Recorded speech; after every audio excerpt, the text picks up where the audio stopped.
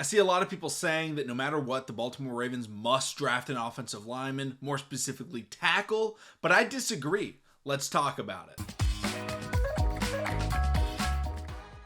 What's going on, everybody? Welcome back to TTP Ravens Media, bringing you Ravens content every single day. If you want to see that daily Ravens content, make sure to hit the subscribe button down below. Hit the notification bell as well if you want to get notified every single time I put a brand new video. And in this video today, I'm talking about Baltimore Ravens draft strategy. And like I said in the opener, a lot of people are saying that the Ravens need to draft tackle, and I want to give my take on it because I don't really think the Ravens have to draft tackle. But that's obviously with caveats. So obviously, let's first off talk about the Ravens and tackle, right? Because you look at what the Ravens have. They have Ronnie Stanley. They restructured his contract, so after this year, he is able to become a free agent. And then we traded away Morgan Moses to the New York Jets. So right there's an obvious concern at tackle, right? Ronnie Stanley's not the same player he used to be. He has injury history. And then we lost our starting right tackle. Not to mention, we lost our starting right guard, our starting left guard as well. So over the next 2 years, let's say, so this year being year one and the next year, year two, we're probably replacing 4 offensive linemen.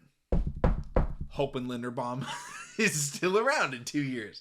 So when you're looking at that, what do the Ravens need to do? Obviously, we have backups, right? We got Andrew Voorhees, who, you know, a lot of people thought, including myself, he was a day 2 offensive guard prospect prior to injuring himself at the combine. He's a plug-and-play guy. Like, I fully expect him to be a capable starter year one. Year one, technically it's year 2. But, you know, totally fine with that. You know, Ben Cleveland potentially could sub in at right guard. We have Daniel Faalele, who we drafted a couple of years ago as a 6'8", 300-plus pound offensive tackle that was a developmental player. And he played a little bit last year, and he didn't do too bad. So he's an option as a short-term, potentially long-term, let's start trying to utilize this guy in the, you know, pass block, run block game. But even with that, even with all those guys, that's only fixing one tackle spot. Now you can look and you can say Patrick McCarry. He's done a pretty good job at tackle over the course of his career, but he's still considered a backup for the Ravens because he can play center, guard, and tackle. So they like to keep the options open with him. In my opinion, the most likely scenario for this year is the Ravens end up drafting somebody and they essentially still have a competition, right? Look at what happened when we drafted Orlando Brown Jr. in the 3rd round. You draft him, he's not starting right away, but eventually, after he gains his traction, he becomes the starter, right? So maybe if we draft a round 3 tackle, a round 2 tackle, Patrick McCarry or Daniel Faalele is the starter initially, and throughout camp and throughout practice, he tries to beat out the potential starter.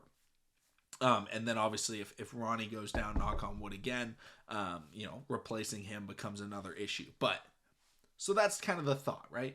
We do need a tackle. I'm not saying we don't need a tackle, but a lot of people believe first round, gotta go tackle.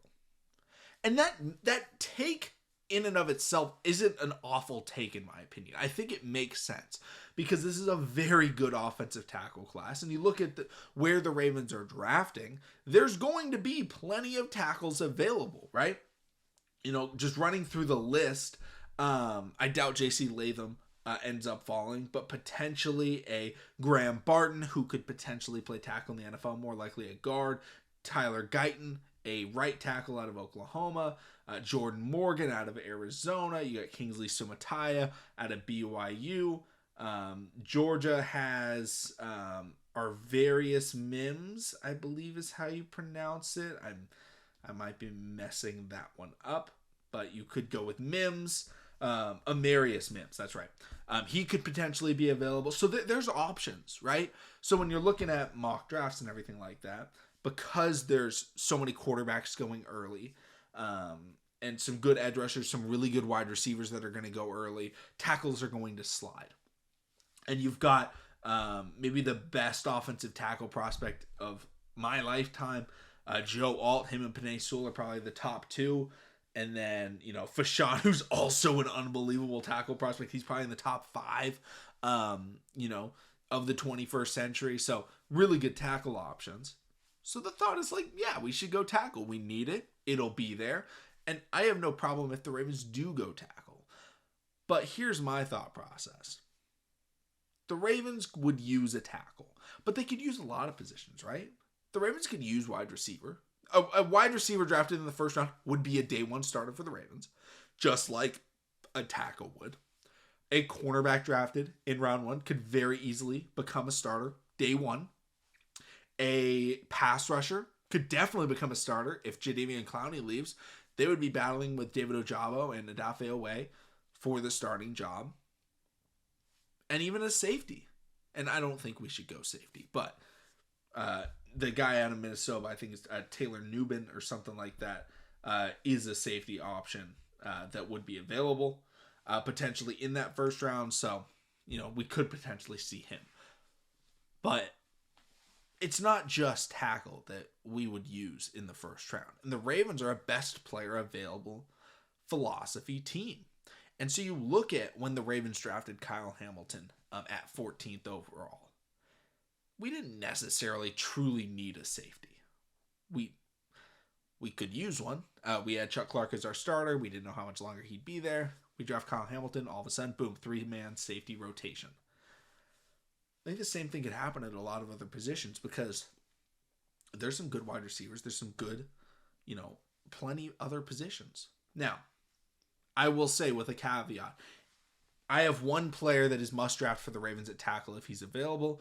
This is my number one player for the Ravens to draft, and that's Tyler Guyton, the offensive tackle out of Oklahoma.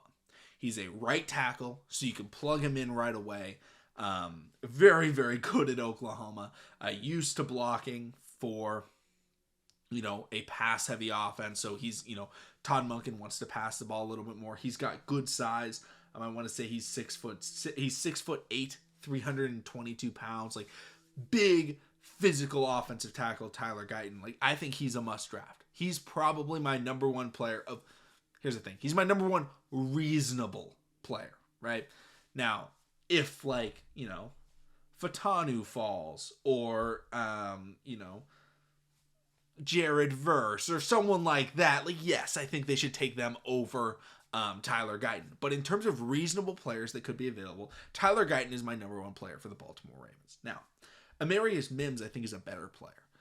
However, he does have injury history coming out of Georgia. And I don't know how certain I am that I want Ronnie Stanley and Mims as our starting offensive linemen.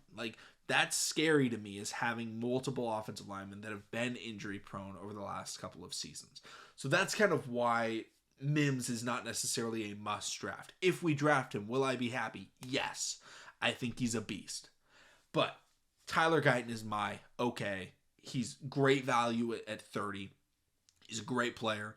And he fits right in. He can start right away. That's the perfect combination, right?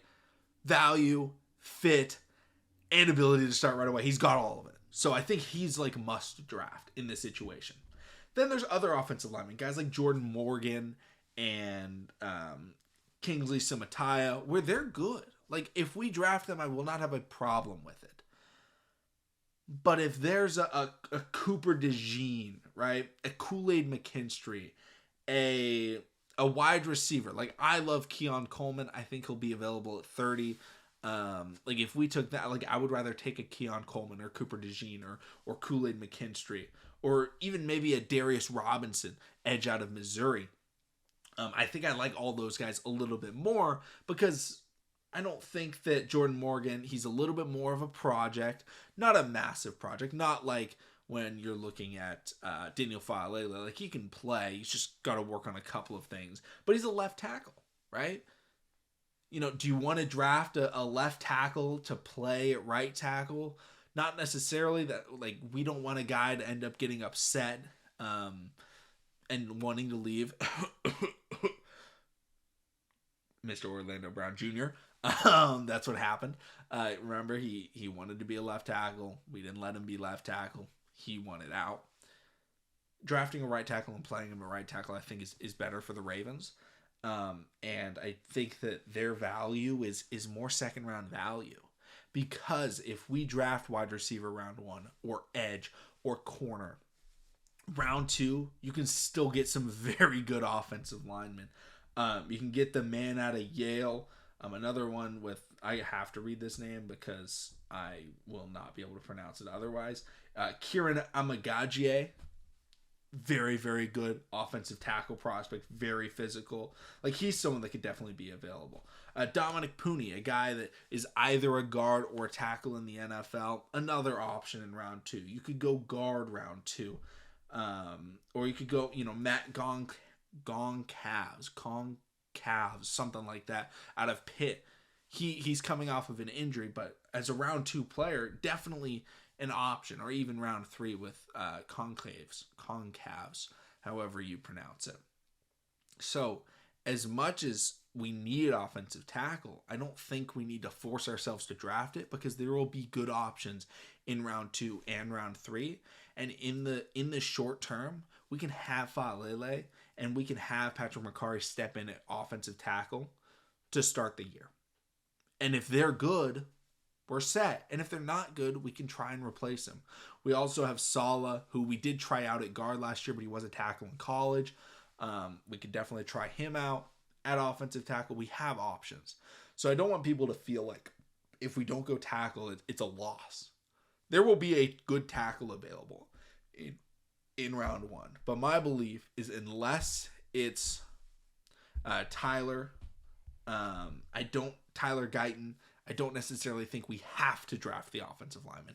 If there's a player available that is better at a position that we could use, like a Darius Robinson, maybe a Chris Braswell, maybe a Cooper DeJean if he falls like Daniel Jeremiah had, or wide receiver, right? I love Keon Coleman, big fan of Xavier Worthy. I know a lot of people love A.D. Mitchell, Xavier Legette, like any of those options. I don't think we have to go offensive tackle. So that's my thought, is like, I'm totally fine with tackle. If we go tackle, I won't be upset. But we don't have to. We have options. We can go do other things. And we can still have a really good draft even if we don't go tackle in the first round. But let me know in the comment section down below your guys' thoughts. Do the Ravens have to go tackle? If not tackle, who should they go out and target? My number 1 guy, still Keon Coleman. He's my wide receiver 3 in this class. But thank you all so much. Subscribe for more, and I'll see you all again next time.